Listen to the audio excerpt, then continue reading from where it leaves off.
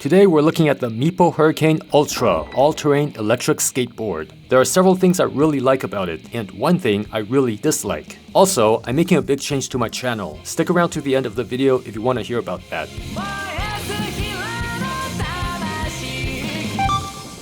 Like the original Hurricane, the Hurricane Ultra is really powerful, more powerful than most people would ever need. But what exactly are the differences between the Hurricane and Hurricane Ultra? Honestly, I was quite confused about this because the Hurricane Ultra is not exactly an upgrade. Some might even consider the new battery a slight downgrade. I think the difference is that with the Hurricane Ultra, you have more options to choose from, such as different decks, trucks, drivetrains, and wheels. I'll talk about the configuration that Meepo sent me, and also the options that are available. By the way, sorry about the messed up 360 footage. I crashed into my camera again. The Hurricane Ultra that I have uses a flexible bamboo deck. The other deck option is the stiff carbon fiber deck, which is the same deck that's on the original Hurricane. Which one is better comes down to personal preference, but the carbon fiber deck seems to be about $200 to $300 more expensive, depending on what the sale is like. The carbon fiber deck is very strong, and the battery is protected inside an aluminum shell. So if you think there's a good chance that a car will drive over your board, you might want to consider the carbon fiber version. On the other hand, if you prefer a flexible deck for a more comfortable ride, like if you're riding over a cobblestone, get the bamboo version.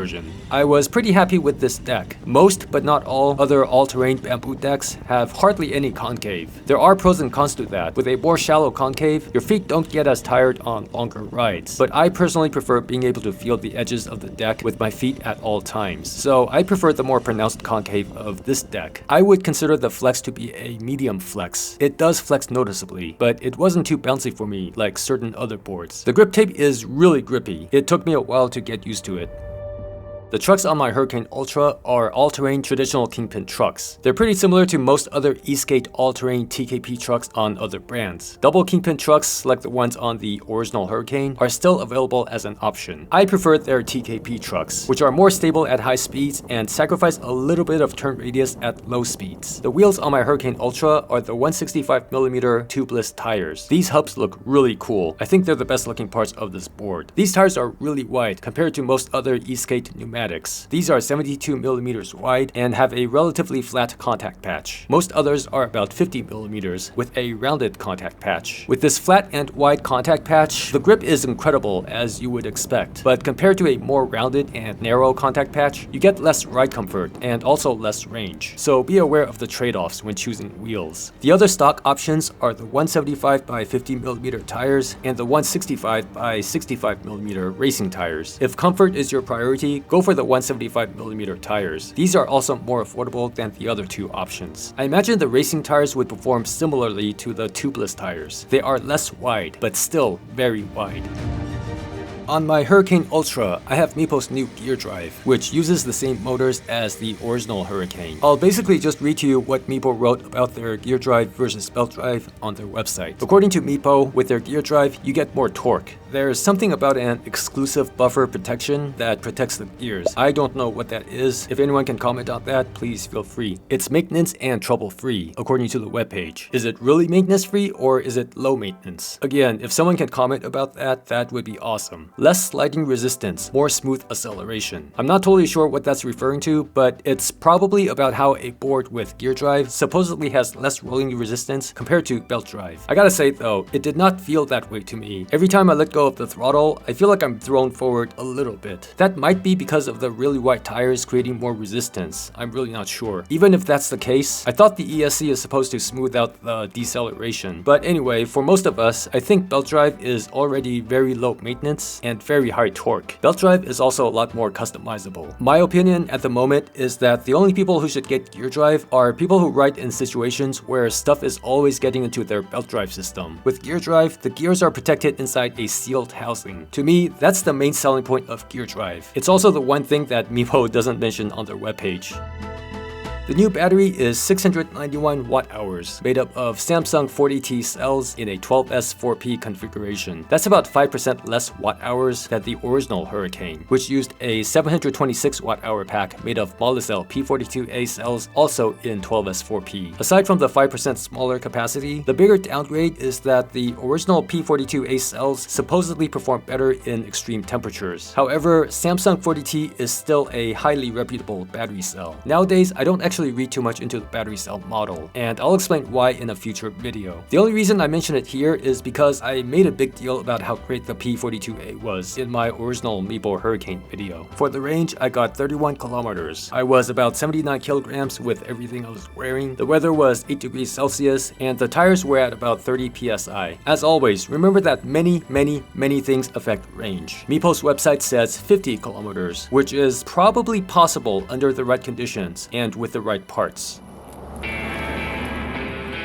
The speed controller of the Hurricane Ultra, the LYFOC, is where I have very mixed feelings about this board. In my Hurricane review, I said that the LYFOC is getting pretty close to Hobbywing in terms of how smooth and intuitive the controls feel. On my Hurricane Ultra, the board felt quite a bit more jerky to me, even in ride mode 3 out of 4. You can accelerate smoothly, but you have to be very gentle on the throttle compared to most other boards. To be clear, this is not because powerful boards are naturally jerky. You can have a very powerful board with smooth and intuitive controls. You can also have a very weak board with jerky controls. In this case, just like the Meepo Voyager, I feel like the ESC needs much better tuning. And it's not just the acceleration. As I said earlier, letting go of the throttle felt a little bit like braking. The brakes actually feel totally fine. That's different. It's just that the board doesn't coast as well as you would expect when letting go of the throttle. Another quirk of this board is that the torque seems to really kick in at around 30 kilometers per hour. It's like the mid-range torque felt stronger than the low-end torque. For people who like to ride at top speeds, maybe that's a good thing. For myself, my comfortable cruising speed is around 30 kilometers per hour, so I personally don't like having so much torque there. But I'm also not sure if it was just the jerkiness affecting how I felt. The jerkiness aside, I actually really like a couple of this ESC's features. I think push to turn on is great. Most other boards nowadays have some sort of standby or one-button turn-on feature, which is also great, but I feel like pushing the board to turn it on is at least a couple of seconds faster. There's another benefit of push to turn on that I never thought about until I wrote this board. At one point, I think the board turned off by itself, but because the wheels were spinning, it turned itself back on right away. I only know it turned off and on because I heard it beep, and also because the trip meter on the remote went back to 0. Another feature I like is that the board can hold itself in place on a slope.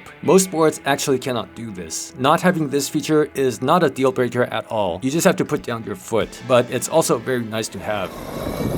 The Hurricane Ultra comes with different parts options for lots of different configurations. If you frequently go off-roading, I suggest you get the bamboo deck with gear drive and the 175mm tires. DKP and TKP trucks are equally fine here. If you want a board for racing or just riding very aggressively on asphalt, I suggest you get the carbon fiber deck and TKP trucks for better control. And for the wheels, get either the tubeless tires or the racing tires for extra grip. Gear drive and belt drive are both fine. With belt drive, you'll be able to change pulleys and use smaller wheels. With gear drive, you don't have to replace belts. If you want a board for just casually cruising around and carving, I would get the bamboo deck for more comfort. Either type of trucks are fine, but I personally prefer the TKP over the DKP. For casual riding, I don't think you should waste the board's energy with the wide contact patch wheels, so go for the 175mm wheels. And go for belt drive so that you have more aftermarket wheel options. And of course you can mix and match however you want, depending on your own use case. This board is of course not for people who want portability. My configuration, for example, with the bamboo deck, gear drive, TKP trucks, and the tubeless tires, weighs just over 17 kilograms. For context, that's close to the weight of 2 Meepo shuffles. After I finished my range test on the Hurricane Ultra, I was really happy that I could go back to riding a different board. Because the Hurricane Ultra is not for people who care a lot about having a smooth and intuitive feeling throttle control. I don't want to make it sound worse than it is. If this is your only board, don't worry about it. You're probably used to it already. And the jerkiness is not nearly as bad as Meepo boards from 2017. But at the same time, I haven't been on another board in this category that felt this jerky. In Mario's video about the Hurricane Ultra, he has a theory about why it's so jerky. If he's correct, then this Sport with belt drive probably feels fine. Check out his video, it's 10 times better than this one. So overall, pretty much everything on the Hurricane Ultra was great, except for the jerky controls.